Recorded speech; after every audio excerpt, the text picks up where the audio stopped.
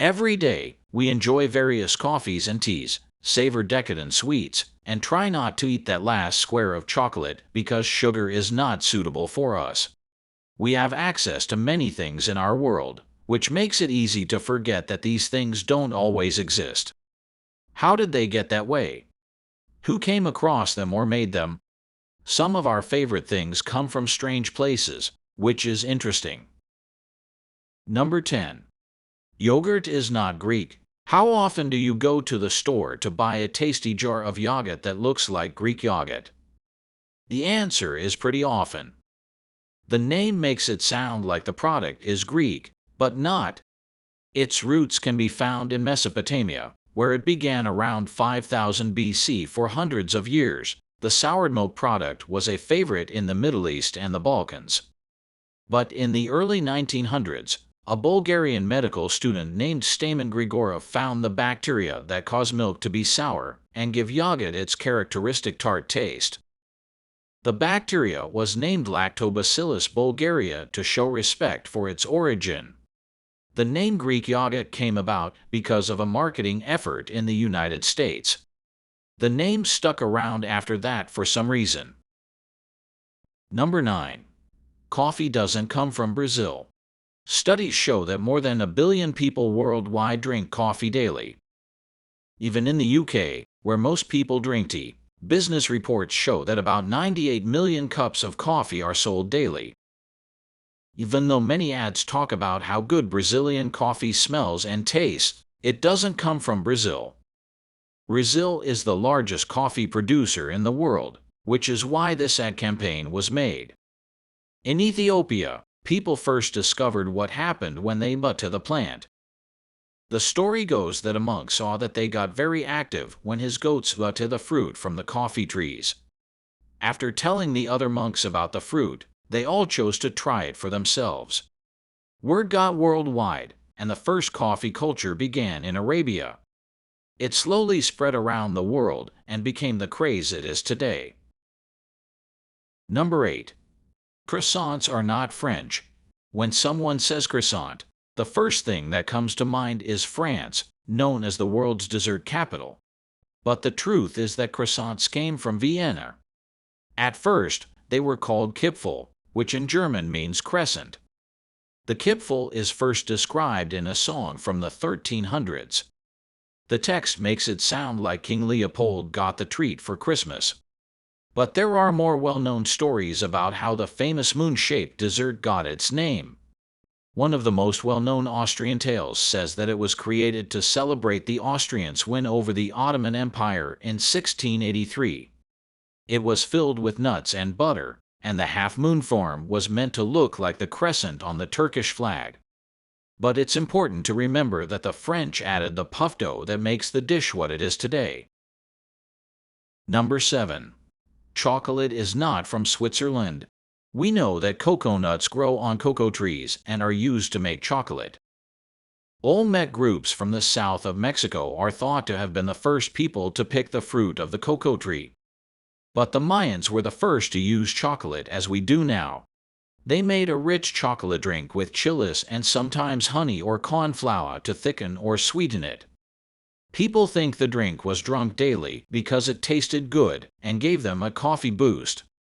At a later time, it was the Spanish who brought chocolate to Europe. It quickly caught on all over the continent. Over time, people came up with more ways to use the product. It led to the many drinks and treats we know and love today. Another exciting thing about chocolate is that the official name of the cocoa tree is Theobroma cacao, which means food of the gods in Greek, and that's true. Number 6.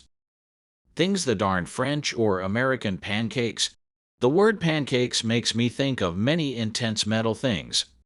There are American pancakes that are thick and fluffy, and go well with maple syrup and bacon. And there are also French crepes that are thin and big and taste great. In England, they even have a holiday called Pancake Day, called Shrove Tuesday, which takes place in February. The funny thing is, pancakes didn't come from any of those places. A Greek author wrote about pancakes in 600 BC. It was the first time pancakes were ever mentioned in writing. But researchers think that they were around for a long time before that. Some people think that pancakes have been around since the Stone Age. Scientists also found pancakes in the stomach of Otzi the Iceman, a famous mummy from the Copper Age frozen in ice. Number 5. Apple pie isn't made in the US. Get ready, because this is a big one. One of the most famous meals in the United States is English.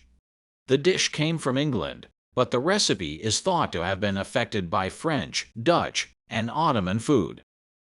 The Formula of Curry by Samuel Pegg has one of the first written recipes for a curry. The book was written in the 1400s. The dish was brought to the United States. It was the first American recipe in Amelia Simmons's 1796 book, American Cookery. Ultimately, the word apple pie became an American image. In songs, books, and papers from the last 300 years, the love of the American people for the fruit treat is mentioned. Number 4. Cyrillic is not a Russian alphabet. Russian society has a lot to do with the Cyrillic language. That shouldn't be surprising since the Soviet Union took over most of Eastern Europe. Many current countries speak languages very similar to Russian and use the same alphabet or one very similar. But the writing was done by two brothers born in the First Bulgarian Empire. Their names are Cyril and Methodius. Both scholars worked at the well-known Preslav Literary School, where the play was written. It was the first writing school. It was set up by Boris I in Pliska around the year 885. Simeon the Great, Boris's son, moved it to Preslav, the capital of the empire, in the year 893. Cyril and Methodius students and followers spread the script, likely based on the Glagolitic script they used before. Bulgarians still enjoy Slavic writing, Bulgarian literature, and culture on May 24th. The day is a national holiday, and people all over the country celebrate it with parades and other events. Number 3. Costa is not Italian. Pasta is almost always a sign of Italian food. But the product comes from somewhere else. One idea is that Marco Polo brought an early form of pasta from China to Italy. But stories say that what Marco Polo brought was different from pasta. Instead, it was a different kind of Chinese food. It seems that the Arabs were the ones who brought pasta to Italy. Around the 5th century, it is said in writing that pasta was made and dried in the area around Libya. So we owe one of our favorite meals to the Middle East. Number 2. Fortune cookies don't come from China. I had never thought about where fortune cookies came from before. We get them for free as a treat at Chinese places, and they are part of the Chinese New Year items at the grocery store. But the little cookies that are folded are Japanese. After trying the popular snack in a New York restaurant in 1980, a folklore and history graduate from Kanagawa University was determined to find out where it came from. Only in the 1990s did she find a family-owned shop outside of Kyoto selling a snack that looked much like a fortune cookie. These days, pictures of folded cookies can be seen in the windows of sweet shops near Kyoto. The photos are from 1870.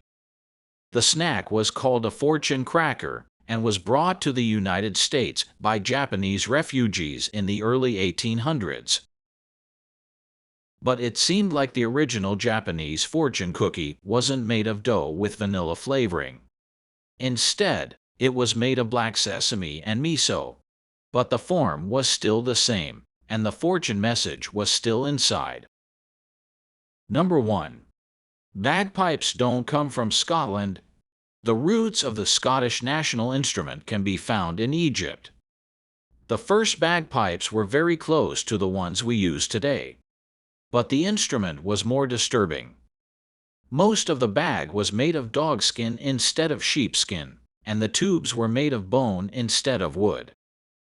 The pipers of Thebes in Egypt used the instrument as far back as 400 BC. Later, bagpipes became popular in ancient Rome. It is likely how they got to Europe. the Scots made the instrument into what we know it today.